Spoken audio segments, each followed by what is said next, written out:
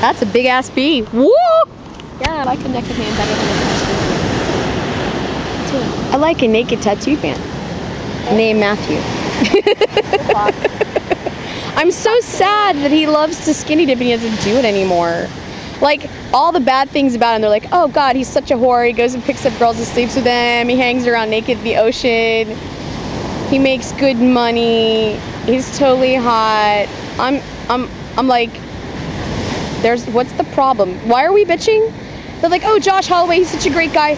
He's with his girlfriend and he never cheats. I'm like, again, you know, Sounds like a cool person. it sounds like you couldn't get much more out of him in person than you could on the internet. Thank you.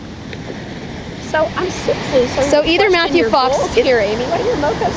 What are your goals? So either, well, I'm talking. Get sex out of him. He's worthless. No, I'm saying, why is being a man whore like something to bitch and whine about? Like, if the guy is a pretty whore, that means anybody's got a shot, right? Why doesn't that make him more appealing to the fan? You see what I'm saying? Right. It's like, why is Fidelity? Because they want to adore him and idolize him. That's why. And if he has faults that are morally ambiguous, then they're like. I think it's the hypocrite factor. I think it's the fact that he's gone on TV and he said, I'm faithful to my wife, even though it sucks, and even though monogamy is unnatural and bad, this is what I have to do. It depends on the person. Well, that's what she said. That's what I'm quoting him. What he said? Okay. Yeah.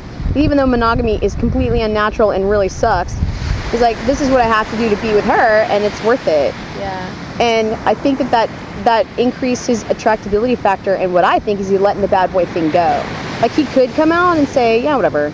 Yeah. Or his wife could go, if you think I would let my man troll around Kailua, fucking whoever's nearby, you're out of your mind. I would pull his balls right off of his body, right? She could say that, right?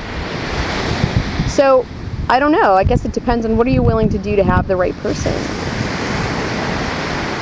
And what are you doing? What are you willing to do to protect your privacy if your entire identity is a showcase? Yeah. Because I literally saw him on Good Morning America, where they said, you and Josh Holloway seem to be the beefcake of the show. And he said, well, you know, at the end of the day, I got to go home and I've got 2 children and a wife who need my time and attention. And the interviewer goes, you know, that just makes you more attractive. And he was like, fucking bitch, don't help me out, okay? Throw me a bone. I'm like, that just makes you more beefcakey. Because this is the new 21st century where you don't have to pretend you love me to get me to sleep with you. And the fantasy is not necessarily having sex in some club nasty bathroom. It's tempting a guy to the dark side. Dangerous liaison style. That story goes back 200 years. Rocket. Actually, it goes back further than that.